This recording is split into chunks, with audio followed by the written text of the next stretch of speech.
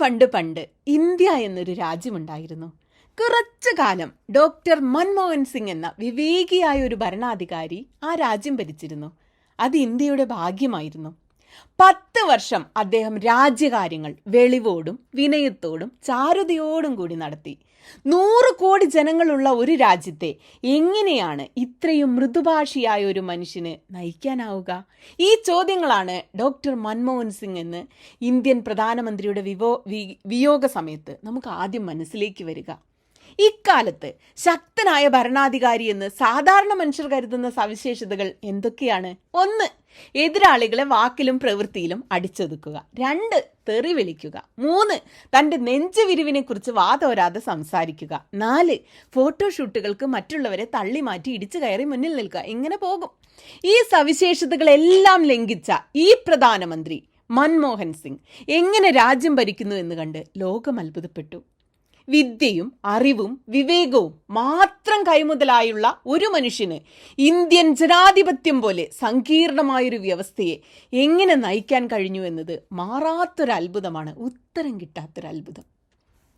2009 അദ്ദേഹം 2ാം തവണ പ്രധാനമന്ത്രിയായപ്പോൾ പാശ്ചാത്യ ലോകം അദ്ദേഹത്തിൻ്റെ ഉയർച്ചയെ മെറിറ്റോക്രസിയുടെ വിജയമായാണ് കണ്ടത്. അത് വളരെ ശരിയായിരുന്നു. എന്നിട്ടും കുട്ടിക്കാലത്ത് അക്ഷരാർത്ഥത്തിൽ ഒരു തെരുവ് വിളക്കിന് കീഴിൽ പഠിച്ച് ധനവും ഉന്നത ബന്ധങ്ങളും കുടുംബ പാരമ്പര്യവും ഉള്ളവർക്ക് മാത്രം സ്വപ്നം കാണാൻ കഴിയുന്ന ഓക്സ്ബ്രിഡ്ജ് ബുദ്ധിജീവികളുടെ കൂട്ടായ്മയിലേക്ക് അദ്ദേഹം എത്തപ്പെട്ടത് സ്വപരിശ്രമം കൊണ്ട് മാത്രമാണെന്ന് വളരെ കുറച്ച് പേർക്ക് മാത്രമേ അറിയൂ. ഇന്ത്യൻ ഭരണഘടന ഈ രാജ്യത്തെ ഓരോ പൗരനും വാഗ്ദാനം ചെയ്തിട്ടുള്ള ആ സാധ്യത, സാമൂഹിക ചലനാത്മകതയുടെ ഫലം ഭക്ഷിച്ച് ഒരു മനുഷ്യന് സ്വയം നിർമ്മിച്ച് തൻ്റെ സ്വപ്നം സാക്ഷാത്കരിക്കാനുള്ള അവസരം അത് മൻമോഹൻ സിംഗ് കൈമുതലാക്കി. അദ്ദേഹം ഒരു ജാതി നേതാവോ മതഗുരുവോ സൈനിക ജനറലോ വക്രബുദ്ധിയായ കോടീശ്വരനോ ആയിരുന്നില്ല.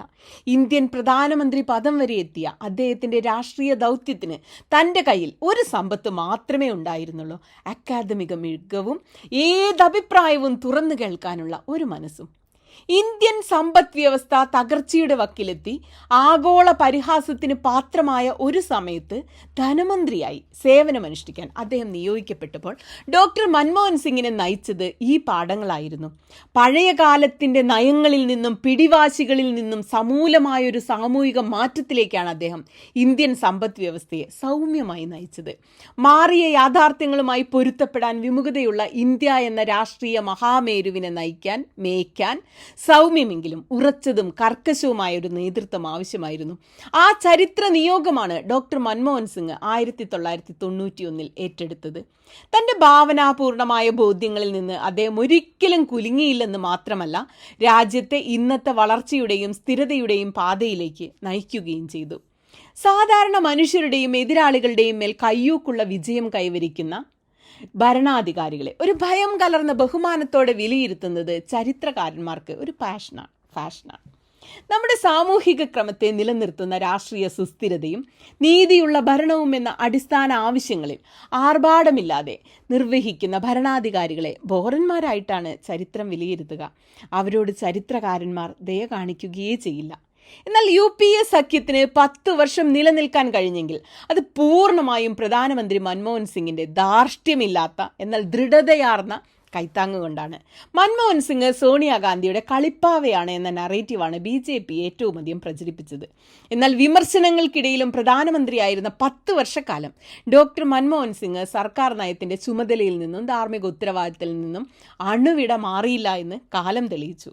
ഇടതുപക്ഷവുമായി വലിയ ആശയ സംഘടനകൾ അദ്ദേഹത്തിന് ഉണ്ടായിട്ടുണ്ട്, പ്രത്യേകിച്ച് അമേരിക്കയുമായി ചേർന്നുള്ള ആണവ കരാറിന്റെ കാര്യത്തിൽ. എന്നാൽ പ്രതിപക്ഷ ബഹുമാനം വിട്ട് ഒരിക്കൽ പോലും അദ്ദേഹം ഇടപെട്ടിട്ടില്ല. ഇന്ത്യൻ ദേശീയ താല്പര്യത്തിന് നിരക്കാത്ത ഒരു നയമോ നിർദ്ദേശമോ രാഷ്ട്രീയ നീക്കമോ അദ്ദേഹത്തിന്റെ ഭാഗത്തുനിന്ന് ഉണ്ടായിട്ടില്ല. വിദേശത്തും സ്വദേശത്തുമുള്ള അഴിമതിയും സ്റ്റോക്ക് മാർക്കറ്റ് തട്ടിപ്പും നടത്തുന്ന പണക്കാർക്ക് വേണ്ടി വിദേശ രാഷ്ട്ര നേതാക്കളുടെ കാലൊഴിയുന്ന ഭരണാധികാരികളുള്ള ഈ കാലത്ത് ഡോക്ടർ മൻമോഹൻ സിംഗിന്റെ വാക്കുകൾക്കും ഉപദേശത്തിനും വിദേശ നേതാക്കൾ കാതോർത്തു. 2ാം UPA കാലത്ത് മൻമോഹൻ ഭരണത്തെ ഉലച്ച 2G സ്പെക്ട്രം അഴിമതി ആരോപണം BJPക്ക് അധികാരത്തിലെത്താനുള്ള ഒരു നിലമൊരുക്കൽ മാത്രമായിരുന്നു എന്ന് പിന്നീട് തെളിഞ്ഞു. Controller and auditor general Vinod Rai 2014 പറഞ്ഞത് ഡോക്ടർ മൻമോഹൻ സിംഗിന്റെ പേര് ആരോപണത്തിൽ നിന്നും ഒഴിവാക്കാൻ കോൺഗ്രസ് നേതാവ് സഞ്ജയ് നിരുപം തന്നോട് ആവശ്യപ്പെട്ടു എന്നാണ്. എന്നാൽ 7 വർഷത്തിന് ശേഷം വിനോദ് റായ് നിരുപാധികം മാപ്പു പറഞ്ഞു. DMK നേതാക്കളായ A. രാജ, കനിമൊഴി എന്നിവരുൾപ്പെടെ കേസിൽ കുറ്റാരോപിതരായ 19 പേരെയും കോടതി വെറുതെ വിട്ടു. ചീറ്റപ്പുലി പോലെ മൻമോഹൻ സിംഗിനെ നേരിട്ട അർണാബ് ഗോസ്വാമി പോലുള്ള പത്രപ്രവർത്തകരൊക്കെ മോദിയുടെ ചെരുപ്പ് നക്കികളായി മാറിയപ്പോഴും ചരിത്രത്തിന്റെ മഹാപ്രവാഹത്തിൽ തന്നെ ലോകം എങ്ങനെ ഓർക്കുമെന്നതിന് മൻമോഹൻ സിംഗിന് ഒരു സംശയവും ഉണ്ടായിരുന്നില്ല. അദ്ദേഹത്തിന് ഉറപ്പായിരുന്നു താൻ പ്രധാനമന്ത്രിയായി സ്ഥാനമേറ്റ 10 വർഷങ്ങൾക്ക് മുൻപുള്ളതിനേക്കാൾ രാജ്യം കൂടുതൽ സുരക്ഷിതവും സമ്പന്നവും മാന്യവും സഹിഷ്ണുതയും രാഷ്ട്രീയവും മര്യാദയുമുള്ള ഒരു സമൂഹമായി മാറിയിരുന്നു എന്ന്. 2014 നരേന്ദ്രമോദി ഭരണത്തിലെത്തിക്കഴിഞ്ഞ് പിന്നെ ഈ മേഖലകളിലെല്ലാം നാം പിന്നോട്ട് പോയി എന്ന യാഥാർത്ഥ്യം സങ്കടത്തോടെ മാത്രമേ ഓരോ ഇന്ത്യൻ പൗരനും ഓർക്കാൻ കഴിയൂ. ഡോക്ടർ മൻമോഹൻ സിംഗ് കറ കളഞ്ഞ ഒരു സിഖ് മതവിശ്വാസിയായിരുന്നു. ധാർമ്മികതയുള്ള ഒരു ഭരണാധികാരിയാകാൻ, ജനങ്ങൾക്ക് നീതിയുള്ള ഒരു ഭരണക്രമത്തിന് നേതൃത്വം നൽകാൻ തനിക്ക് പ്രാപ്തി തരയണമേ എന്നായിരുന്നു അദ്ദേഹത്തിന്റെ ഓരോ നിമിഷവുമുള്ള പ്രാർത്ഥന. താൻ ദൈവമാണെന്ന് അദ്ദേഹം അവകാശപ്പെട്ടില്ല. ന്യൂനപക്ഷങ്ങളുടെയും പാവങ്ങളുടെയും അവകാശങ്ങൾക്ക് മേൽ രണഭേരി മുഴക്കുന്നതാണ് തന്റെ ഭക്തി എന്ന് അദ്ദേഹം കരുതിയില്ല. ഒരു തികഞ്ഞ ജനാധിപത്യ മനുഷ്യനായിരുന്നു അദ്ദേഹം. ഭരണഘടന അനുശാസിക്കുന്ന നിയന്ത്രണങ്ങളെ ബഹുമാനിക്കുകയും അതിൻ്റെ ക്രമീകരണങ്ങൾക്കനുസൃതമായി ഭരണനിർവഹണം നടത്തണമെന്ന് അദ്ദേഹത്തിന് നിർബന്ധമായിരുന്നു. കുറുക്കുവഴികൾ അദ്ദേഹത്തെ ഒരിക്കലും പ്രലോഭിപ്പിച്ചിരുന്നില്ല. പണത്തിന്റെ ഗർവ് ഉപയോഗിച്ച് സർക്കാരുകളെ അട്ടിമറിക്കാൻ അദ്ദേഹം ശ്രമിച്ചില്ല. വിമർശനങ്ങളെ കേട്ടു, ഉൾക്കൊണ്ടു, തെറ്റുകൾ തുറന്നു പറഞ്ഞു. കോൺഗ്രസ് നേതാക്കൾ ഉൾപ്പെട്ട 84 സിഖ് കലാപത്തിന് അദ്ദേഹം മാപ്പ് പറഞ്ഞു. സിഖുകാരോടല്ല, രാജ്യത്തോട് തന്നെ താൻ മാപ്പ് പറയുന്നു എന്നായിരുന്നു അദ്ദേഹത്തിന്റെ വാക്കുകൾ. പ്രധാനമന്ത്രിയായിരുന്ന 10 വർഷത്തിനിടയിൽ മാധ്യമങ്ങളിൽ നിന്ന് അദ്ദേഹം കടുത്ത, ചിലപ്പോൾ അന്യായമായ പരിശോധനയ്ക്ക് വിധേയനായി. എന്നിട്ടും അദ്ദേഹം ഒരിക്കൽ പോലും മാധ്യമ സ്വാതന്ത്ര്യത്തെ അവഹേളിച്ചില്ല. പത്രം ഓഫീസുകളിലേക്ക് ED അയച്ചില്ല. ഒരു ജനാധിപത്യ രാജ്യം ഭരിക്കാൻ സ്വതന്ത്രവും നീതിയുക്തവുമായ ഒരു മാധ്യമ സംസ്കാരം അനിവാര്യമാണെന്ന് അദ്ദേഹത്തിന് ബോധ്യമുണ്ടായിരുന്നു. മൻമോഹൻ സിംഗ് എന്ന വിമർശനത്തോടുള്ള അദ്ദേഹത്തിന്റെ മറുപടി മാധ്യമങ്ങളോട് സംസാരിച്ച ഒരു പ്രധാനമന്ത്രിയായിരുന്നു താൻ എന്നായിരുന്നു. പരസ്പരം കേൾക്കുക, പരസ്പരം സംസാരിച്ചു കൊണ്ടേയിരിക്കുക, ഒരുമിച്ച് പുരോഗമിക്കുക, അതായിരുന്നു ഡോക്ടർ സിംഗിന്റെ ലളിതമായ ദർശനം. എല്ലാറ്റിലും ഉപരി ഡോക്ടർ മൻമോഹൻ സിംഗ് മാന്യനായൊരു മനുഷ്യനായിരുന്നു. 56 ഇഞ്ചിനെ പുകഴ്ത്തുന്നവർ ഈ മാന്യതയെ ബലഹീനതയായും പരാജയമായും വിശേഷിപ്പിച്ചെങ്കിലും അത് അദ്ദേഹത്തിന് ഏറ്റവും വലിയ ഗുണമായി മാറി. 2014 ശേഷമാണ് ഇന്ത്യ ഉണ്ടായതെന്ന് വായ് തുറക്കുമ്പോഴൊക്കെ ദുർഗന്ധം വമിപ്പിക്കുന്ന നരേന്ദ്രമോദിയുടെ ഓരോ വാക്കും ഡോക്ടർ മൻമോഹൻ സിംഗ് എന്ന മികച്ച ഭരണാധികാരിയെക്കുറിച്ച് നമ്മളെ ഓർമ്മിപ്പിച്ചു. BJPയെയും മോദിയെയും വിമർശിക്കുമ്പോഴും കോൺഗ്രസ് മൻമോഹൻ സിംഗിനോട് നീതി പുലർത്തിയോ? ഇല്ല എന്ന് പറയേണ്ടി വരും. പണക്കാരായ കോൺഗ്രസ്സുകാരുള്ള ദരിദ്രമായൊരു പാർട്ടിയായിരുന്നു കോൺഗ്രസ്. തൊഴിലുറപ്പ്, RTI, ഭക്ഷ്യസുരക്ഷ എന്നീ ഭരണ നേട്ടങ്ങളൊക്കെ കോൺഗ്രസ്സുകാർ സോണിയാഗാന്ധിക്കാണ് ചാർത്തിക്കൊടുത്തത്.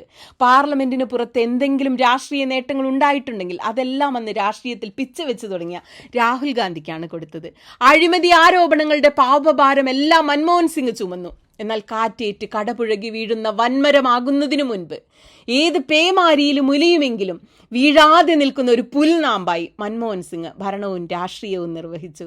വലിയ മരങ്ങളൊക്കെ കാറ്റടിക്കുമ്പോൾ വീണു പോവുകയല്ലേ ചെയ്യുക, പക്ഷെ പുൽക്കൊടിക്കാണ് വലിയ കാറ്റുകളെ മറികടക്കാനാവുക. അത്തരമൊരു സൗമ്യ സാന്നിധ്യമായിരുന്നു മൻമോഹൻ സിംഗ്. ഒരാഴ്ചയ്ക്കുള്ള ഇറക്കുമതിക്ക് പോലും പണമില്ലാത്ത അന്താളിപ്പിൽ നിന്ന് 1990കളിലെ ഇന്ത്യയിൽ നിന്ന് ഇന്ന് അമേരിക്കയിലും കുവൈറ്റിലും പോയി ലോകത്തിലെ 3ാമത്തെ ഏറ്റവും വലിയ സാമ്പത്തിക ശക്തിയാകാൻ ഇന്ത്യ കുതിക്കുന്നു എന്ന് നരേന്ദ്രമോദിക്ക് ഉച്ചാരണം തെറ്റാതെ പറയാൻ സാധിക്കുന്നുവെങ്കിൽ അദ്ദേഹത്തിന് ആ ഉറപ്പ് നൽകിയത് മൻമോഹൻ സിംഗ് എന്ന പുൽനാമ്പിന്റെ ബലമാണ്. ഇന്ത്യക്ക് ഏറ്റവും അനുയോജ്യമായ രാഷ്ട്രീയ ദർശനം ഏതെന്ന് ആരെങ്കിലും ചോദിച്ചാൽ ആ നീല തലപ്പാവുകാരനെ നമുക്ക് വളർന്നു വരുന്ന തലമുറയ്ക്ക് കാട്ടിക്കൊടുക്കാൻ പറ്റും. ആദരാഞ്ജലികൾ.